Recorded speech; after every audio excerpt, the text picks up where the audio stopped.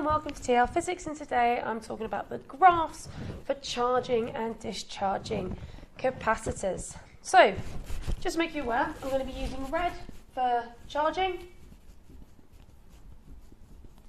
and blue for discharging.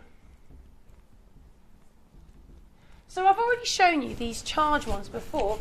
So for a charging capacitor, the charge would change like this. For a discharging capacitor, it would change like this. With this value here is Q0. So the formula for this one here is Q equals Q0 1 minus e to the minus t over RC. And the formula for this one is Q equals Q0 e to the minus t over RC. Okay. Now, the potential across here is also following a very similar graph. So when it charges up, it looks like that. When it discharges, it looks like this. So I end up with V equals V0 e to the minus t over RC, and V equals V0 1 minus e to the minus t over RC. Okay. So these two formulas here, and just to remind you, this here is V0. Okay, so these two graphs here are what's happening to the charge and the voltage. However, the current over the capacitor is a little bit different. And it brings it back to what actually happens in the circuit. So if I just quickly draw a circuit with a capacitor in it,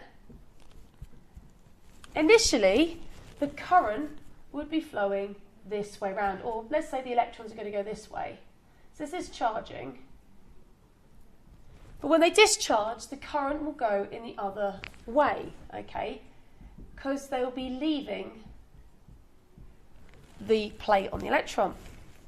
Now, I've already said before in a previous video about charging and discharging capacitor that when we look at the capacitor, the actual amount of current going through it would decrease.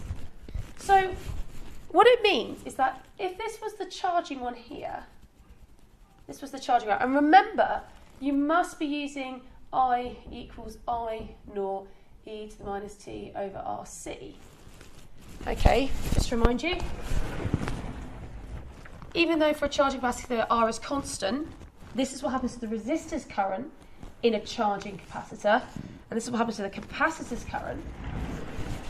This means if I was to draw the one for the discharging capacitor, it would be in the other direction. The formula is the same.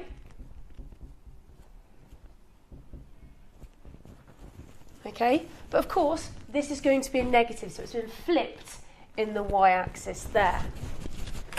So these three graphs are the graphs that represent how current, charge, and potential change in both a charging and a discharging capacitor. It's important that you are aware of them and their formulae, but more importantly with the current, that you realise that the current actually goes in the opposite direction from when it charges to when it discharges. So that there are the graphs for charging and discharging capacitors.